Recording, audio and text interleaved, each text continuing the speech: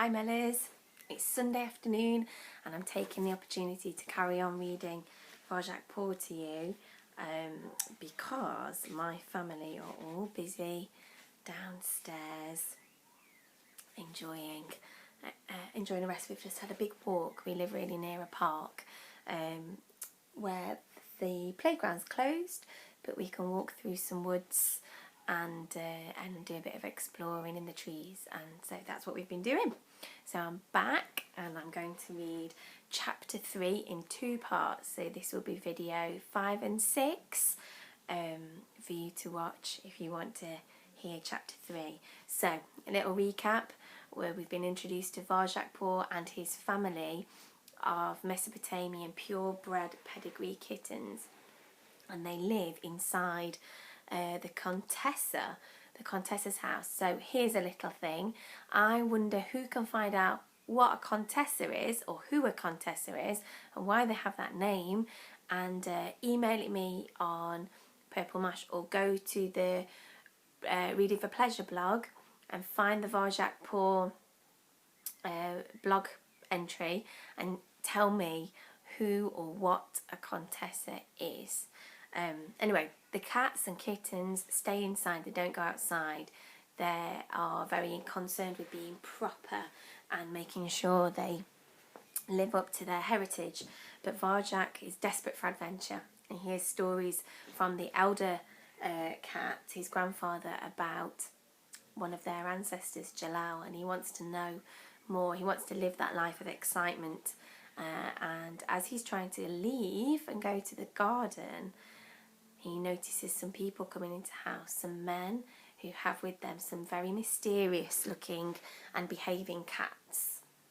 At first Varjak's really afraid of the people coming in, and as they go upstairs to the Contessa's room where the cats, the blues aren't allowed to go anymore, and so he goes to tell his family who are eating.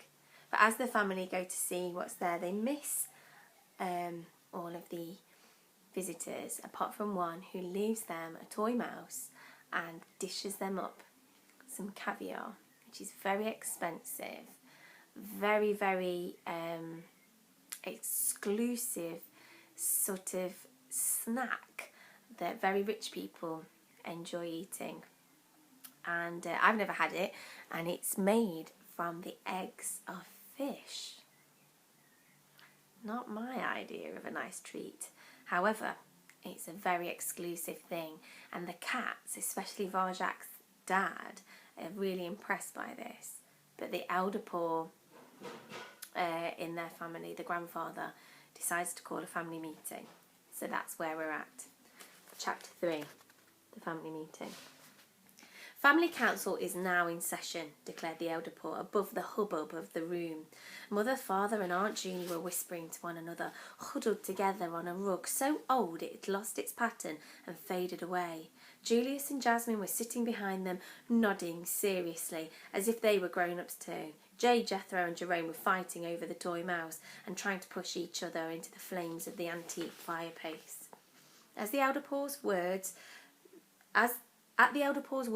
they all settled down. Varjak was sitting quietly on his own at the back, but his mind was burning. This was his first family council. From the Contessa's red velvet armchair, where he stood, the elder Paw began to speak. The family tales tell us that when our ancestor Jalal came out of Mesopotamia, he wandered the earth for many years before finding a home with the Contessa. Generation of Paws have lived in this house since Jalal's time, but those days may be coming to an end.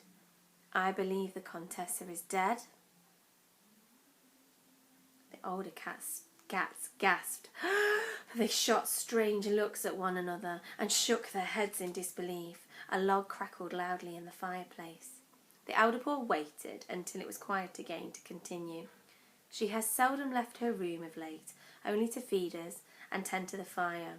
Our youngest litter, Varjak, Jay, Jethro and Jerome, have hardly seen her. They barely even know what she looks like. She would only let that happen if she was very ill. Very ill. And now this gentleman. What we saw today confirms my fears. The Contessa is gone. Yes, she's probably gone somewhere, said Father. I'm sure she'll be back, and in the meantime her gentleman friend is looking after us. He's not her friend, said the elder Paw. I remember him. He came to this house years ago, before any of you were born. He and the Contessa had a terrible argument. He wanted to take us away, but she wouldn't let him. She threw him out in the end, shouting and screaming. It was silent for a moment, and Varjak saw Father's eyes glint green in the dark. There was no light in the room but the crackling fire.